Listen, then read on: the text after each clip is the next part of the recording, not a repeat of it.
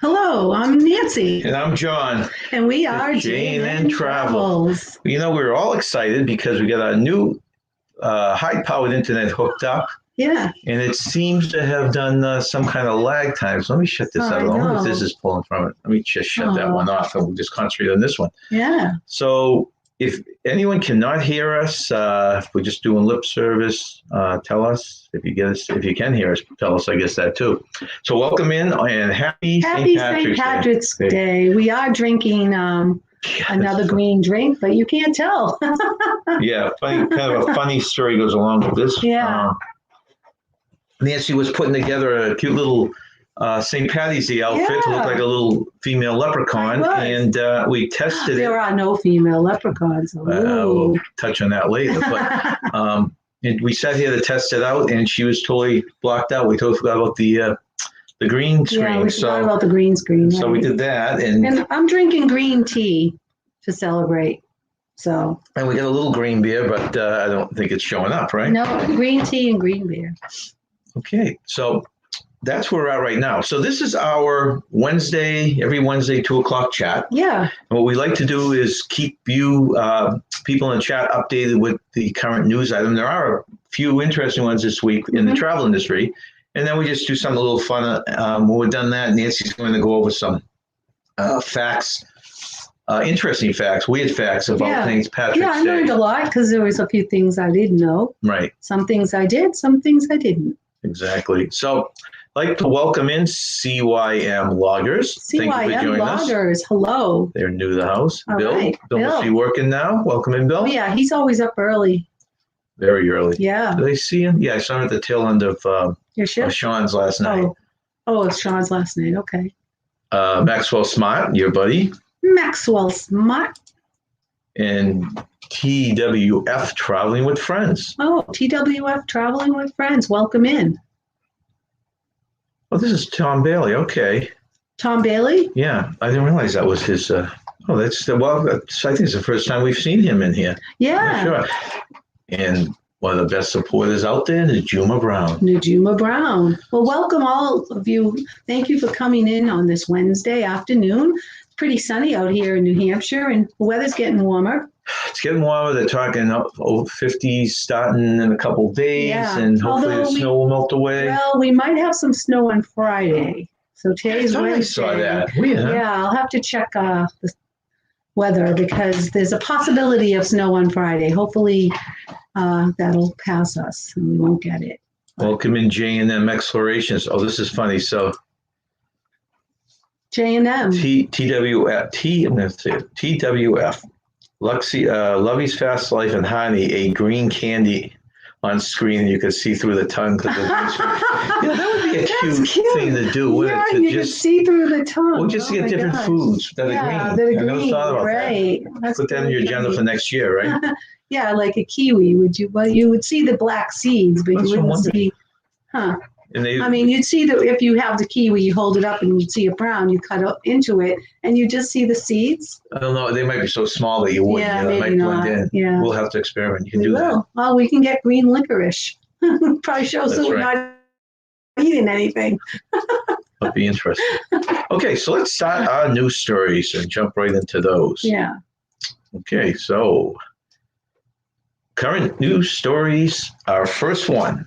Study finds, just so people know that are new to this channel or new to our chat, is these news stories, most of them are less than 12 hours old. Some go back a few days if there's an update on them, but just so you know, these are relatively new stories that I stay up late at night, the night before, just to get the latest stories. So this one's a study finds around 50% of Americans ready for spring travel.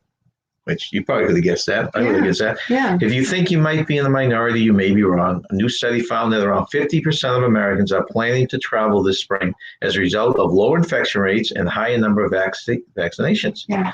According to TripAdvisor survey, millennials are more optimistic and eager to return to travel than any other generation, with 58% of millennials planning a trip this spring compared to 50% of all other age groups. Well, I mean, that's not that big a difference when you think about it. No. In case you want to avoid crowds, TripAdvisor's data suggests the fastest growing destinations this spring are Florida, Mexico, in the Caribbean, with travelers favoring beach resorts, ocean views, and socially distanced outdoor trips. Nothing there that you wouldn't expect. Right? No, that's not unusual information. Oh, okay. J&M are traveling tomorrow. Oh, they are? Where are you going? Yes. Throw some details up there. I'm always curious what people are doing right now. know. We have a lot of people online that we've been talking to that have done these Mexico trips, which I never had any interest in. And the more I watch the videos, the more I want to go. It does look fun. I was always concerned about the food, but I'm sure there's plenty of things I can find to eat. Hello, Jeffrey. Welcome in. That's the thing. It's weird. I was watching videos last night, and the thing that I always heard that allows with these resorts was the entertainment. The entertainment. And I was watching some of people that were in Cancun, and the entertainment was quite good. And a lot of people compare it to almost a dry land cruise because everything's included. So it might be something to consider. And I'm sure you can. I'm going to St. Croix. Oh, St. Croix is supposed to be beautiful. Now, is that all-inclusive or what?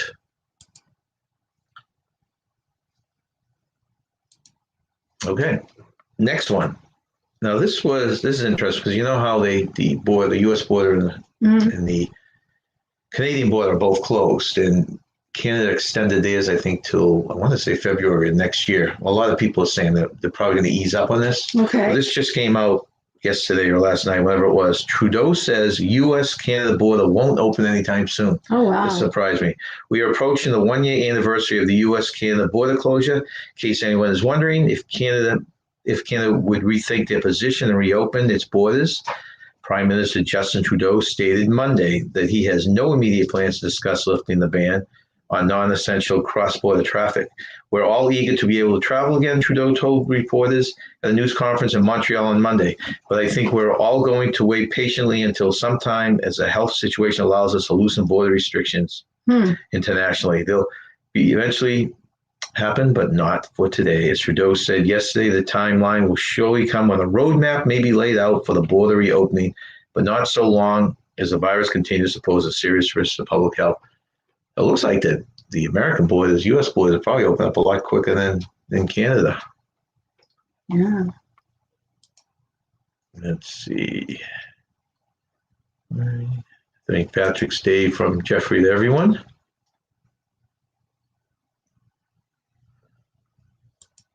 Yeah, it's funny that we were doing that ourselves, right? When we say J&M. Oh, yeah. Keep on. You're right. Okay, it's not an all-inclusive to stay in St. Croix.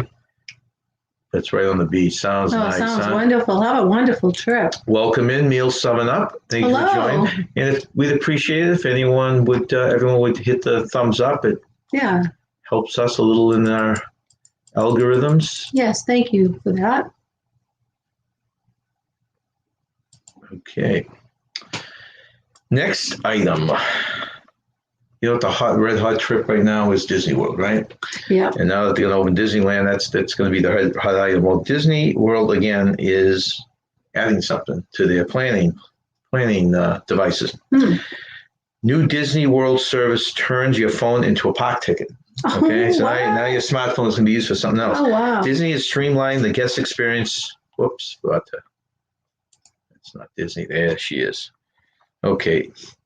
Disney is streamlining the guest experience with its newest innovation, the Disney Magic mobile service. Visitors to Walt Disney Resort have been using Magic Bands to enter their Disney hotel room, theme parks, and even make purchases with just a tap for years. Guests will still be able to use Magic Bands to simplify their vacation, but this new service will make the theme park experience even more seamless for smart device users. According to the Post, Disney Magic Mobile will launch in phases this year, allowing guests to enter the theme parks using their iPhones. Apple Watches or other devices can also be used. Oh, that's good. Using the My Disney Experience app, guests will be able to make a Disney Magic Mobile Pass and then add it to their digital wallet to scan at access points. According to the Post, the service will be the first launch on Apple devices, and guests will first be launched on Apple devices. Guests will even be able to switch between Disney Magic Mobile and Magic Bands during their trip. Wow. So a lot of mumbling there, but basically it's the smartphone can be used like the Magic Bands, which it was interesting. They discontinued the Magic Well, no, Bands. they didn't discontinue it, but they don't give it as free anymore. Oh, that's what it is. You have to buy them. Okay. And they used to even give them free for resort people. I'm not sure they do that. A couple of people told us they're at resorts. Maybe it depends on the resort, but they were at resorts and they would be in charge for them. So. Oh, wow. And do you know how much they're being charged? No, I have no idea what they are. Oh, welcome in Monarch Moment. Hi, Monarch. St. Patrick's Day to you too. Yes. Oh, thanks for joining us, Blaine. It's such a high-tech world. So if you don't have a smartphone, you. Yeah. And there was some things going on. And welcome in, Brian, NASCAR fan 22. Brian. There's something going on over at Disneyland.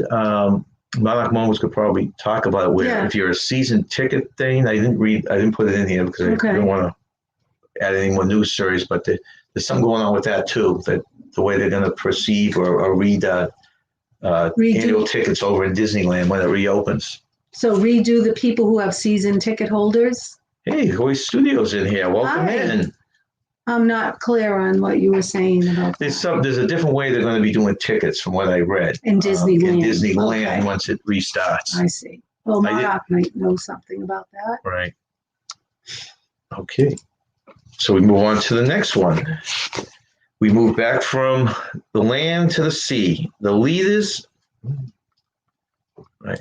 Might be to change the picture there. A nice picture that you hope to see someday. Oh, yeah. The two leaders in Alaska cruising just gave up on sailing there until at least July. The two leaders of Alaska Cruise Market just gave up on the idea of sailing there through at least July. Princess Cruises and Holland America, which together traditionally operate more ships in Alaska than most of the other cruise lines combined, yesterday canceled all the remaining Alaska departures for May and June.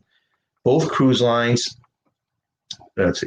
lines already have canceled sailings to Alaska out of Vancouver, BC, of course, because you can't sail out of there, for May and June, as well as later months of the year. But until Tuesday, they still had a large number of sailings to Alaska out of Seattle in May and June on their schedules. Another significant cruise operator in Alaska, Norwegian Cruise Line, also canceled sailings to the state through the end of June on Tuesday as part of a broader worldwide pause in operations.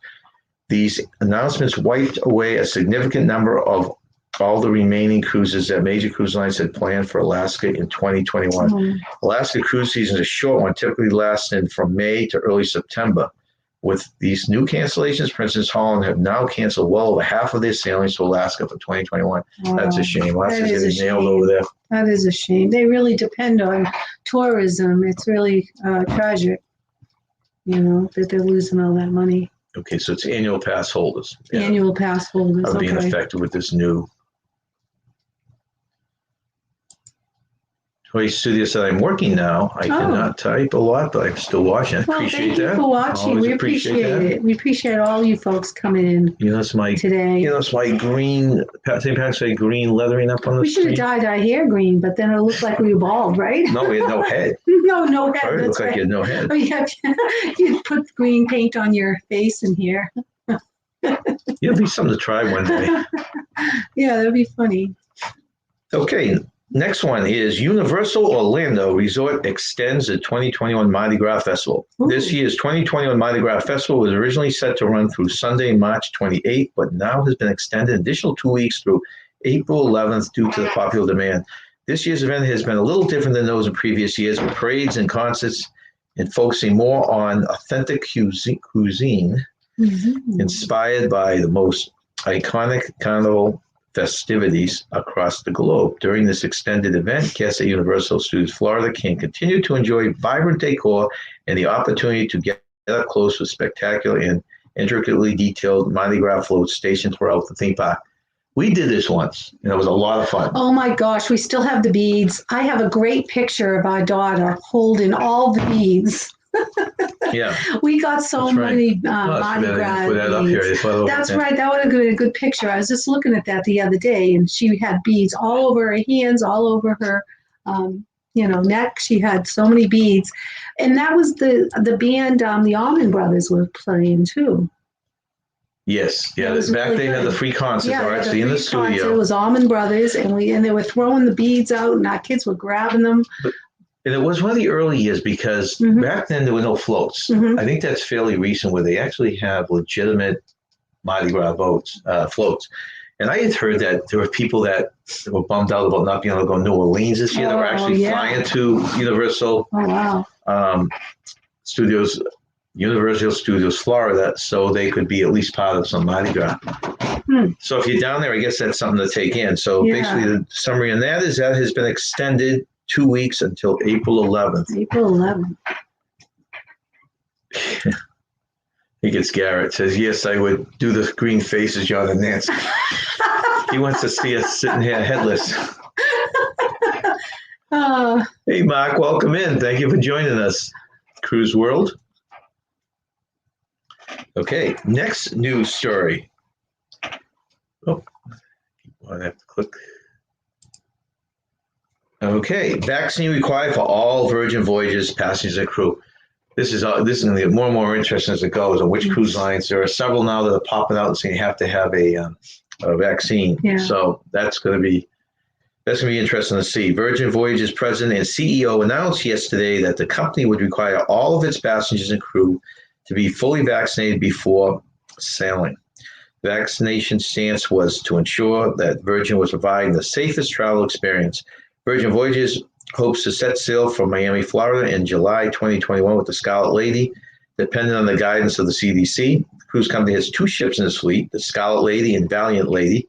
A third one, Resilient Lady, is expected to debut in 2022. Scarlet Lady, which is debuted in United Kingdom in 2020, just before the start of the pandemic, is still waiting to start sailing from Miami, Florida. Wow. They did sail from the UK, but they haven't done yet their initial cruises. And it's funny because I was watching Mark, of course, we've gone back and forth. He was talking about Virgin Cruise Lines. I told him it's not one of my favorites. I probably wouldn't go on it personally myself. I'd go on any cruise, but I mean, that wouldn't be the top of my list. Right. But they've got 2 ships and another third coming. Wow. And I don't know if these things are selling out or not.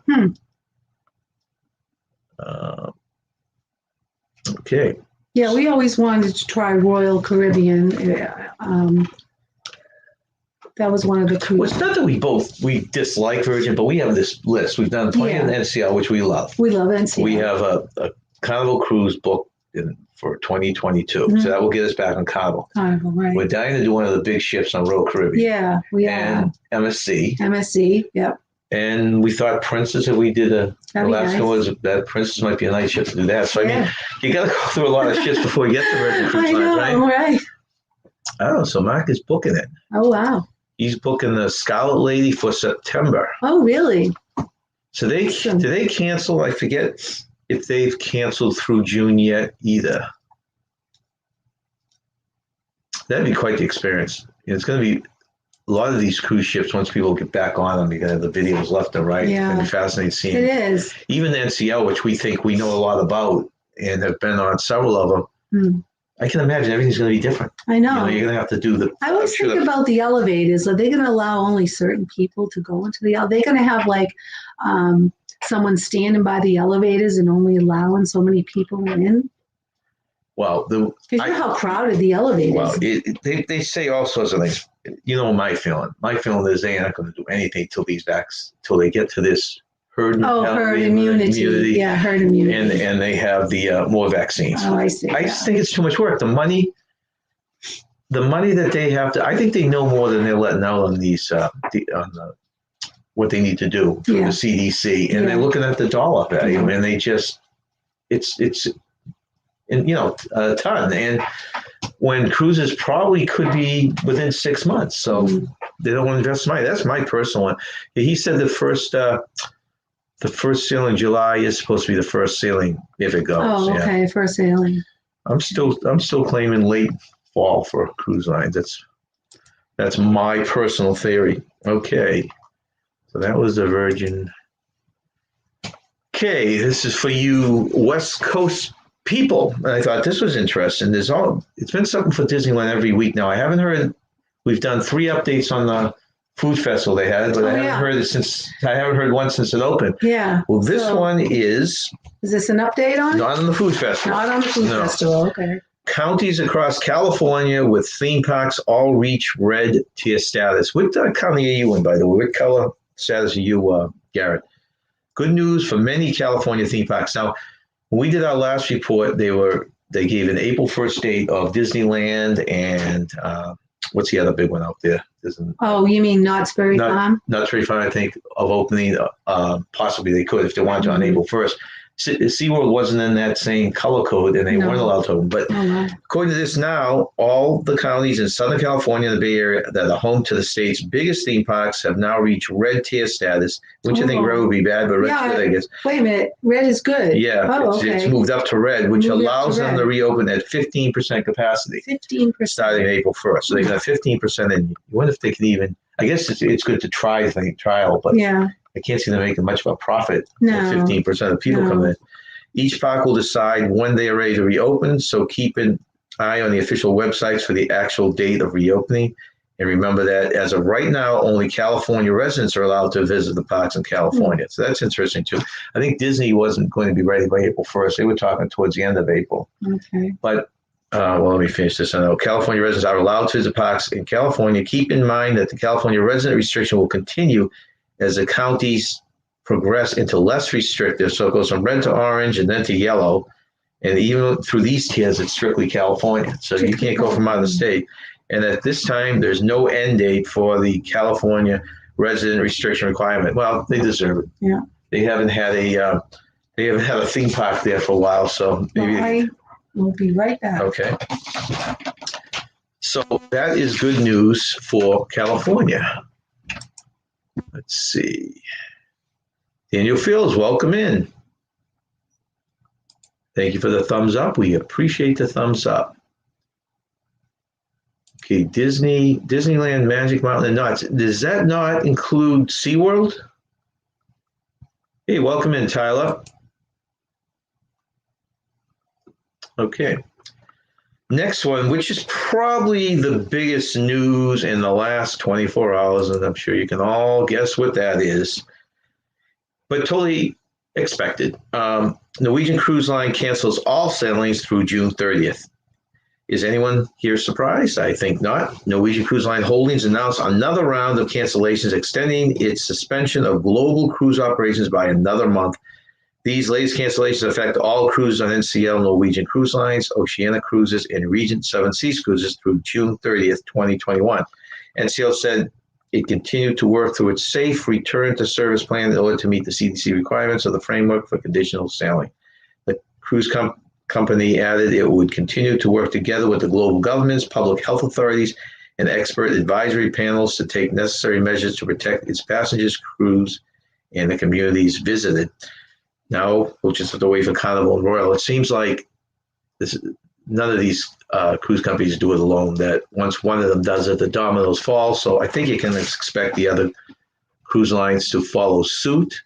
I know that Royal Caribbean is really in negotiations. I thought I'd heard with Mexico and with the Bahamas to try and do sailings from there.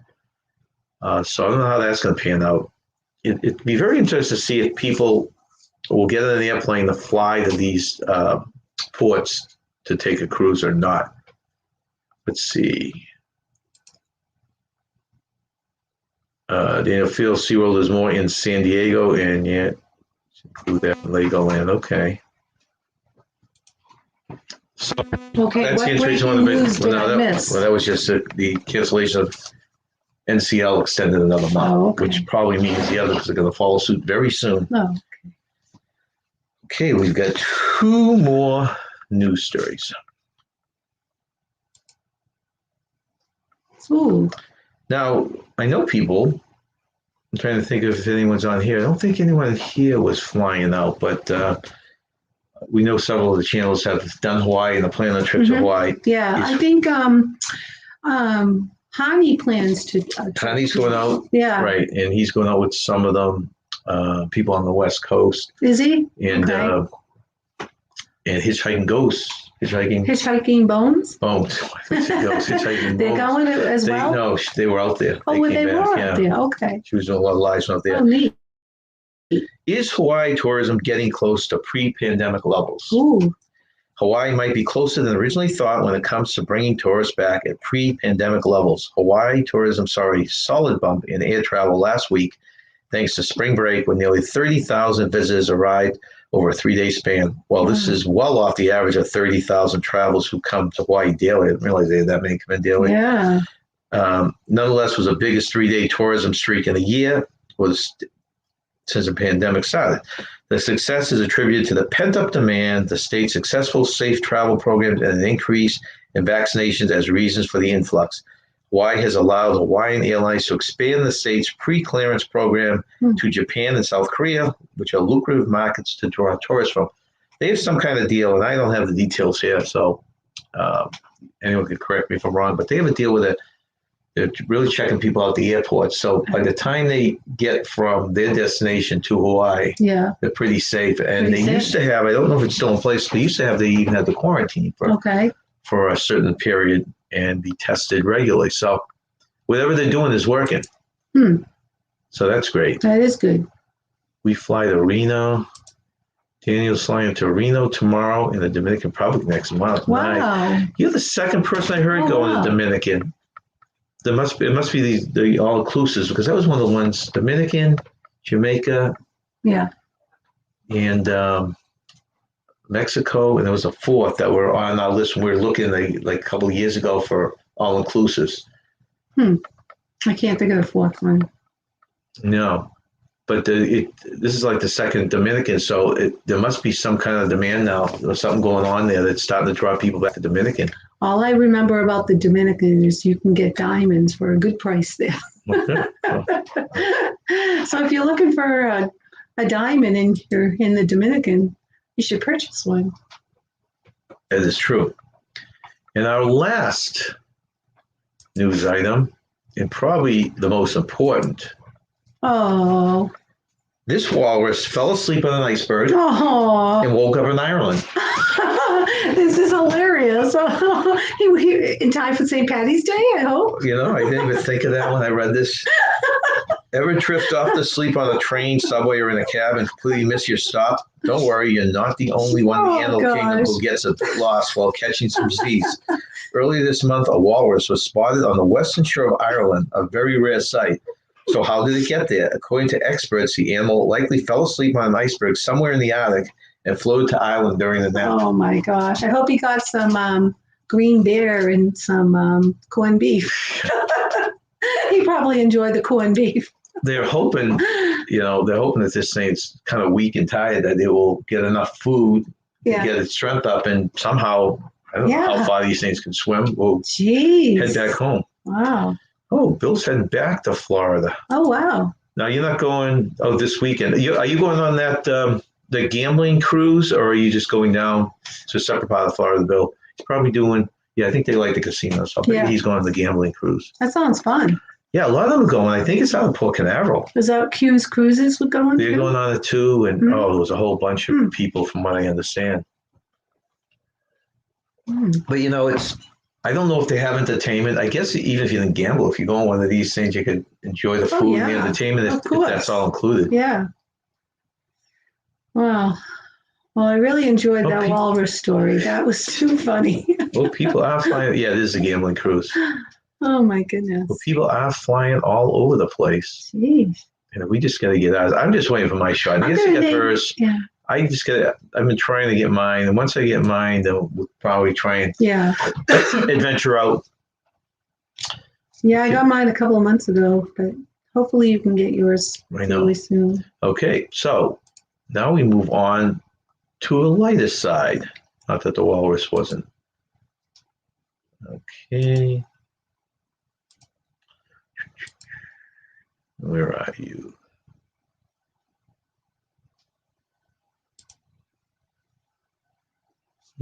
Hold on a second here. It seems that I have.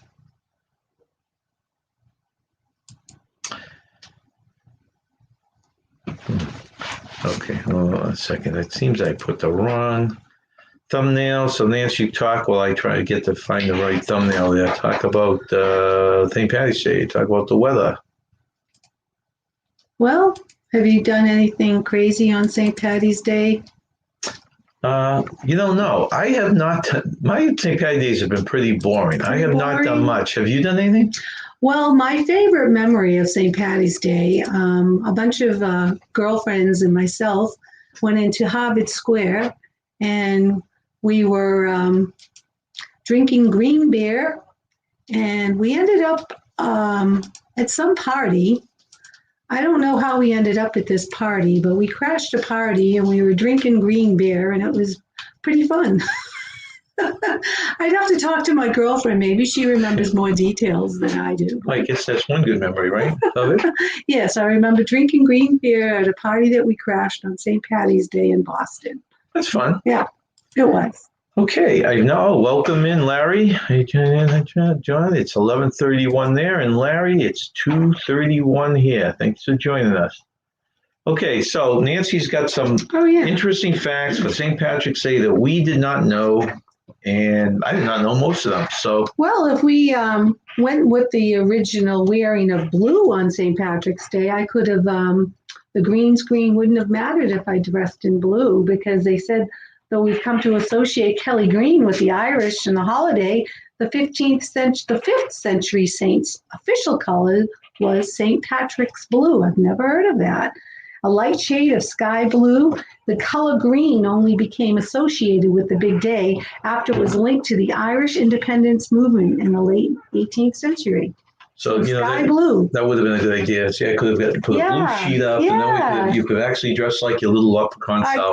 I could have. Or I could have wore a light shade of sky blue, going back to the 5th century's official color. Yeah, that's true. I could have done that. Larry says, my memory isn't the greatest. My ex-wife's birthday is March 17th. Well, it's probably something you should just kind of wipe right out of your brain. Okay. So next, hold it. Okay. St. Patrick wasn't Irish. I think I knew this. Although he made his mark by introducing Christianity to Ireland in the year 432, Patrick wasn't Irish himself. He was born to Roman parents in Scotland or Wales in the late 4th century. I thought I read that before.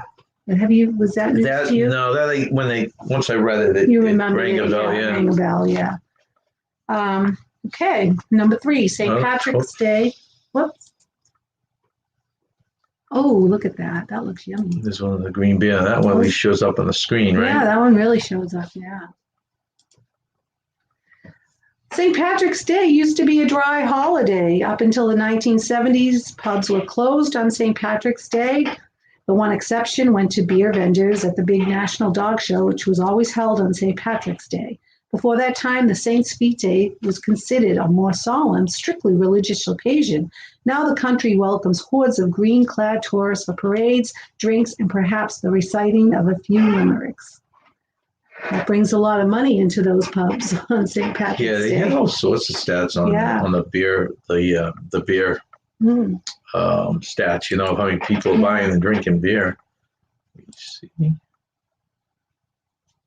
Oh. Thank you very much, Larry. And Larry, one of our moderators, Blaine, was in here earlier. I'd like to thank them. Yeah. There's a Facebook page that Larry put up, our Facebook page, which is something we have, we would say 4 days a week. We have something on there. Yeah. We have trivia. We have travel tips. Yep. Miscellaneous Monday. So check it out. Check it out. Let me know what you think, or if you have any ideas. And also, thank you, Larry. He put up our link for our Teespring store. Oh, thank you, Larry. Appreciate that. Where you can go up and find all sorts of. Got a cup here. Of what is that? Mugs and shirts and different things. So thank you, Larry, for putting those up. Appreciate it. Okay, your next one. Oh, number 4 is New York City St. Patrick's Day Parade, and this has been happening since 1762. That's a long time. Wow, New York City St. Patrick's Day Parade is one of the world's largest parades. Since 1762, roughly 250,000 marchers have marched up Fifth Avenue on foot. The parade still doesn't allow floats, cars, or other modern trappings. In 2020, the parade was canceled for the first time in its centuries-old history due to the pandemic. That's sad. I remember when our local high school band was good enough to play at the St. Patrick's Day I was parade, trying and it to was think a if big. that was the one, right? Yes, Okay. it was because our friend's son played in the band, Right. and he was very excited to be participating in the New York parade. I didn't realize Patrick's Day I didn't parade. realize they didn't allow floats and stuff like that. Did you? No, that was news to me. I didn't realize that. That's very interesting. Okay.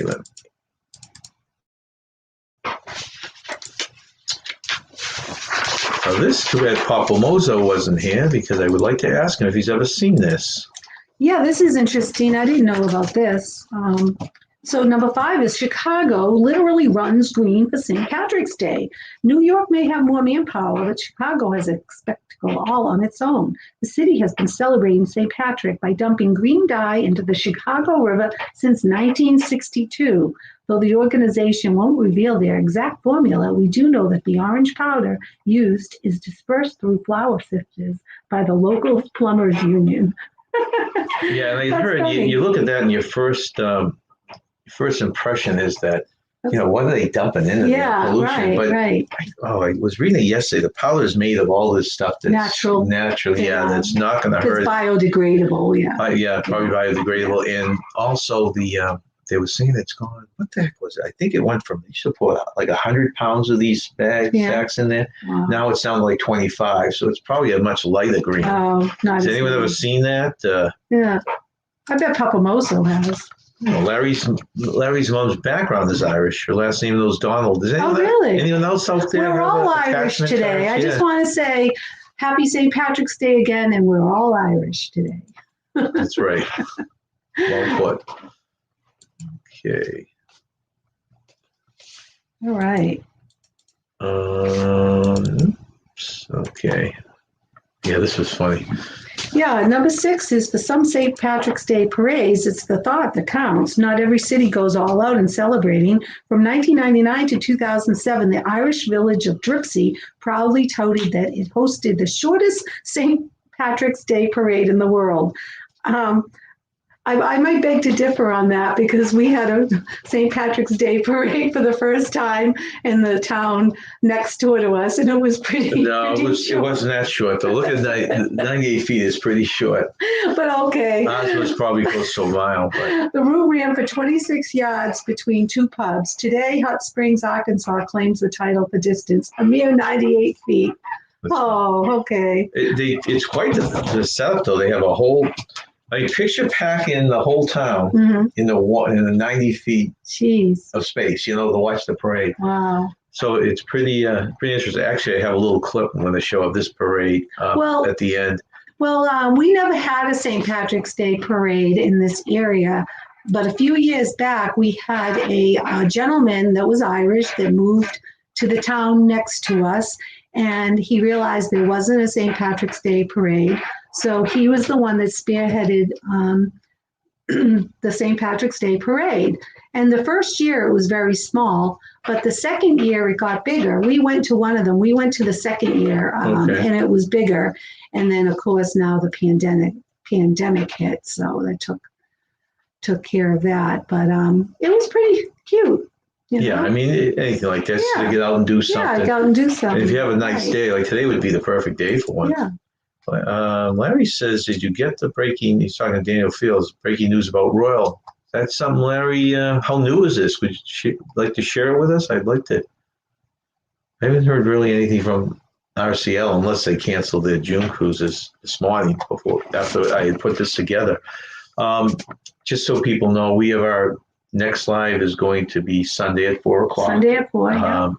And we're going to look back on some nostalgia, some old Disney type of things, attractions or things with Disney, and some of them, how they've changed, and just kind of look at the ones we have seen them. We're older than most of you guys, so we've seen a lot of these things firsthand. Right.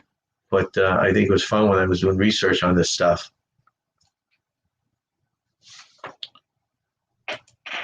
Sure, Larry, go right ahead. Yeah, it's always fun to look back on how things were as opposed to what they are now. So we're all waiting, Larry, to find out what this breaking news is. I could probably put the link right up on here. Well, I might screw this. I'll do the link at the end of this.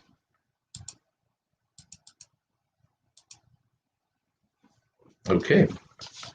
Okay, there's a reason for the shamrocks. How did the shamrock become associated with St. Patrick? Well, according to Irish legend, the saint used the three-leaf plant as a metaphor for the Holy Trinity when he was first introducing Christianity to Ireland. The four-leaf clover represents hope, faith, love, and luck. Your odds of finding a four-leaf clover are about 1 in 10,000. Wow. Have you ever found a four-leaf clover? No. I never have either. I heard they were rare, and I've never even seen them. Okay. I used to look when I was a kid. I did look for them, but never found them. Can you make a noise like a breaking news service? Larry just said, breaking news. Wait. Navigator of the Seas is stealing the spotlight. A West Coast adventure awaits in June 2022 with sailings out of Los Angeles, California. Bookings open the week of March 29th.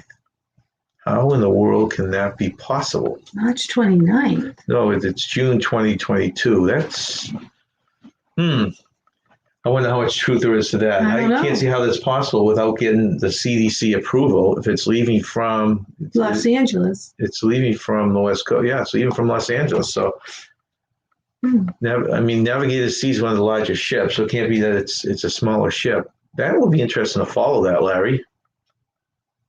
And how can that be possible without CDC approval? Do you know the answer to that? Wow, fascinating. I think you're going to hear stuff like this now as it gets close to the vaccines and stuff like that. You're going to have some cruise lines, and maybe with an agreement with CDC, if they go totally, maybe this is one of those. If they agree with the CDC that they'll have total vaccine people on board, maybe they can come to some agreement. Oh,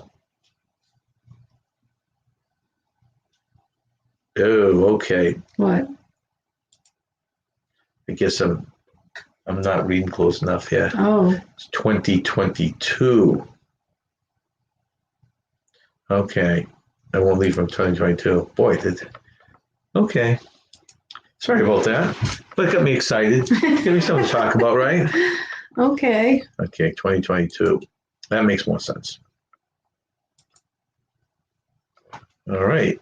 This I thought was very interesting. I never knew this. Oh, okay. This is number 8. Cold weather helped St. Patrick's claim to fame. In Irish law, St. Patrick gets credit for driving all the snakes out of Ireland. Modern scientists suggest that the job might not have been too hard. According to the fossil records, Ireland has never been home to any snakes. Through the Ice Age, the island was too cold to host any reptiles, and the surrounding seas have kept off serpentine invaders ever since. Modern scholars think the snakes St. Patrick's drove away were likely metaphorical. I've heard of that before. You hadn't heard of that before? I hadn't heard that, no. I heard of that. I knew he wasn't like the Pied Piper type of thing, but I didn't think there were no snakes on there. So if you can't see the cartoon, that's St. Patrick driving the snakes out of Ireland. Let's see, what number is that? That was number 8. Okay. Well, I like this meal, corned beef and cabbage, and you like corned beef now too, but it can be a little salty. But number 9, there's no corn in that beef though. Corned beef and cabbage, which has become a St. Patrick's Day staple for Irish Americans, doesn't have anything to do with the grain corn. Instead, it's a nod to the large grains of salt that were historically used to cure meats, which were also known as corns. Okay, so it's kind of a nickname then, huh? Yeah, I do like corned beef, and I've cooked it many times. So Larry, are you at the point you're booking cruises, you're booking trips right now, or are you still going through the training? Oh, that's right. He's studying to be a travel agent. Seems like a lot of people travel agents now. Oh, yeah, there's a lot. Boy, that corned beef looks good. You want the corn in it? Yep. Okay. I would eat it. Okay, number 10. St. Patrick's Day could have been St. Maywin's Day. Now, I've never heard of this before. According to Irish legend, St. Patrick wasn't originally called Patrick. His birth name was Maywin Suckett, but he changed it to Patricius after becoming a priest. Okay. Oh, it's Larry Ken Bocuse now. Okay. Oh, we can? Yep. So his name was not Patrick to begin with, huh? Nope, it was Maywin Suckett. If I pronounced that right. And he changed it to Patricius after becoming a priest. Larry likes corned beef hash, potatoes, and corned beef fried together. You probably like that. Oh, yeah, I would like that.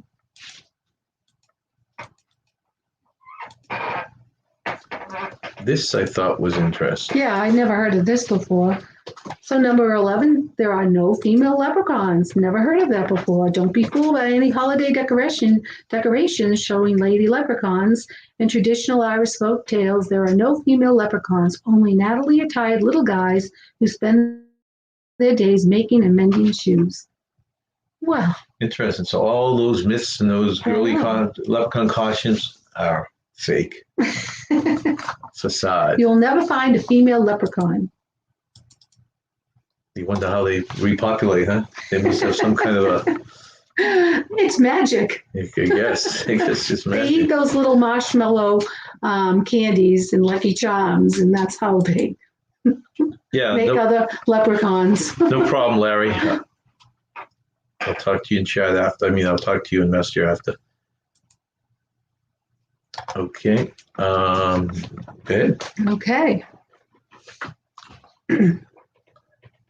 Number 12, St. Patrick's Day lingo makes sense. You can't attend a St. Patrick's Day event without hearing a cry of Erin go bragh. What's the phrase mean? It's a corruption of the Irish Erin go bragh, which roughly means Ireland forever. Okay. So it's not Erin go bragh. Erin go bragh is the real... Erin go bragh. Bragh.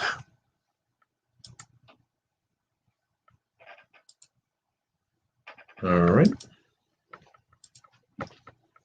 So number 13, the first St. Patrick's Day celebration in the United States was held in Boston in 1737. Wow, quite a while I always thought it was New York, so it was Boston. Boston, 1737. Which I guess makes sense, right, when you think about it? Yeah. Next fact. Well, this is interesting. Patty with a D, not Patty with a T. Is that why they call it the Patty Wagon? Because so many people get drunk on St. Patrick's Day. I don't know, good question. They have to put all these people in the Paddy wagon. So the Irish nickname for Patrick is Paddy, P-A-D-D-Y, not P-A-T-T-Y. So it's never St. Patty's Day. But yeah, why do they call it the Paddy wagon? Or maybe it's padded in there. I think it's padded in there, maybe. Yeah. What do you think? I don't know. That's a good point. Either one, right? Welcome in, TJ. Hi, TJ. Sorry I'm late, but we got off work early due to the bad weather coming this afternoon. What kind of weather are you getting down there? Couldn't be snow, would it be? A lot of rain. That's the weird thing. We're getting half these weather. You supposed to get snow tomorrow? Friday. Friday. Yeah, I did see something like 90%, but I thought it was going to be rain. But they're talking snow now, huh? Yeah. And but they're still getting, like, Colorado got nailed. Yeah, that's right. Texas was supposed to be hit, but I haven't heard if that storm hit there or not. So I wonder what Louisiana is getting, if they get what kind of storm. Wow, they did bad enough to let them out of work early. Yeah, half day, and it's coming this afternoon. Wow. Well, be safe out there, TJ. Yeah. Is Kayla home or is she working? Yeah, because she works in a school. They probably let the kids out early, too. Yeah, that's true, too. Yeah. Or if they saw the storm coming. Yeah.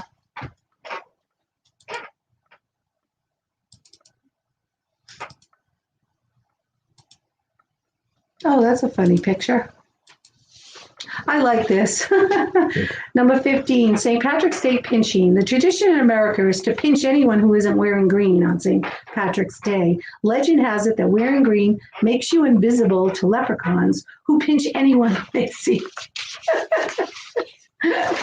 This doesn't sound like fun. He said it's bad. It's a bad pressure system coming, high winds, loads of rain. Oh, wow. Already under a tornado one. Boy, that's that's scary. I don't think Louisiana have a lot of tornadoes. But they must get their share out there. And Kayla's on the way home, so she on stay the way with us. home, So I yeah. must give them a half day or something. Wow, bad enough to cancel school or let them out early, I should say. Well, I hope you all stay safe out there. Oh, look at that. My thing get put in the wrong spot. Is that the last one? Or that is the last one. That's the last one. Okay. Yeah. Okay, so that is the St. Patrick's twist. If people didn't know, it is 45 and sunny here. That's actually not bad. No, Larry. I mean, we get about 50 here and sunny, so we'll take it instead of doing the storms. So what we'd like to do to end this show is I've got a little, like a minute and a half video on the shortest parade. Hopefully the audio will come out in this. If not, just watch it. Let me know if you're hearing the audio too, because I haven't run through this before. And what was I going to say? Yeah, so hopefully join us on Sunday at 4:00. Nestled among the lush green hills and brilliant blue lakes lies the ancient valley, known for ages as a peaceful gathering spot where people have met for ages to enjoy the healing waters and natural beauty, where once a year thousands meet to celebrate an ancient Irish tradition. The world's shortest St. Patrick's Day Parade in Hot Springs National Park, Arkansas. On Bridge Street, the world's shortest street in daily use, 10,000 people gather each March 17th to enjoy a St. Patrick's Day Parade that measures 98 feet from start to finish. Led by honorary Grand Marshals such as George Norm Peterson Went of Cheers fame and Pauly Shore, the revelers enjoy floats, marching bands, Elvis impersonators, and the lards of the dance. Hot Springs has captured worldwide attention from Dublin to Toronto to New York with this annual celebration of all the fun surrounding the traditional holiday. A troupe of marching Irish wolfhounds adds a nice touch. There is even a troupe of not-so-Irish belly dancers. Add an all-green fireworks display from the rooftops of the historic downtown district, and you've got a celebration to be proud of. There's even a pub crawl that spreads throughout the city's downtown area. What says St. Patty's Day better than green beer? Coinciding with the annual live race meet at beautiful Oaklawn Park, the world's shortest St. Patrick's Day Parade caps a day filled with all the excitement that America's first resort has to offer. The event has grown annually to the point that the entire downtown area becomes a giant party, filled with thousands of people intent on one thing, having the time of their lives. In beautiful Hot Springs National Park, Arkansas, at the world's shortest St. Patrick's Day Parade. Oh, it's in Arkansas. Very interesting. And that is it. So, let's see. I don't think that was synced up. We got to figure out how to do that But I wanted to share something with you. Do you know that the town about a half hour from us named Dublin was named after the town Dublin, Ireland, because the founder of the town here in New Hampshire thought the town looked a lot like Ireland. Oh, really? Yeah, because of the rolling hills. I know there's a lot of sister cities that they match, but that was done because it actually looked like it then. Right. He thought when he came to New Hampshire and he came to that area, he thought it looked like a lot like Ireland with the green rolling hills, and he named the town Dublin. Interesting. Yeah. Well, thanks for that closing trivia. And thank you everyone for joining us. Have a happy St. Patrick's Day. Enjoy your day. St. Patrick's Day. And don't drink too much. We'll see you on Sunday, hopefully. And remember, stay young. Have fun. Have a good one, everyone. Bye.